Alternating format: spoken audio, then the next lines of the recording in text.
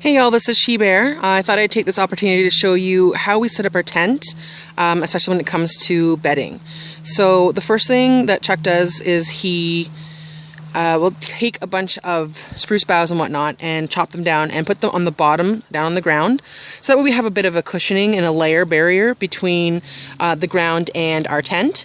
The next thing is he will usually put a tarp down in between to kind of help keep that moisture away as well. Inside the tent is not that big of a deal actually. We don't have any special equipment. We went to the Salvation Army store and the Value Village and just found a bunch of blankets for really cheap. So we found our first layer is a picnic blanket that has a vinyl layer underneath. We use that on the very bottom. Next we have a sleeping bag.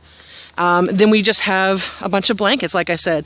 We found a sheepskin, a wool blanket, a fleece blanket, another fleece blanket, and then on top we have just our regular comforter that we use from our bed, and a wool blanket on top.